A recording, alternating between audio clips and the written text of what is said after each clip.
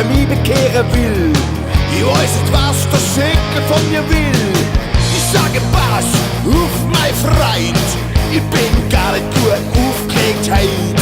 Ich scheiße zusammen und noch viel, viel mehr und schrei ihm lauter als hinterher.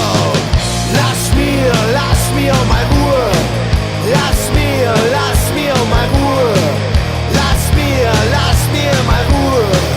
Lass mir mal Ruhe.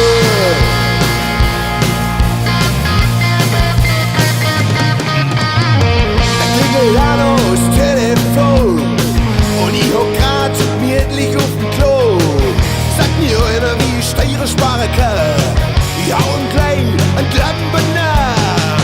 Ich sag ihm, hört er voll, dass ich gleich der Teufel holen soll. Auf 180 schreie ich nach, dass er mir mal kreuzweis kann. Lass mir mal Ruhe. Lass mir mal Ruhe, Mensch. Lass mir mal Ruhe. Lass mir mal Ruhe.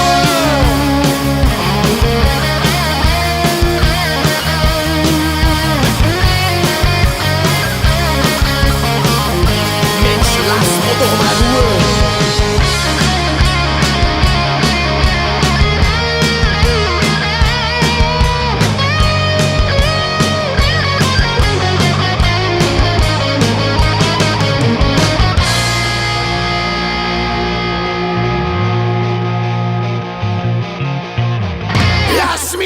Lass mir mal Ruhe!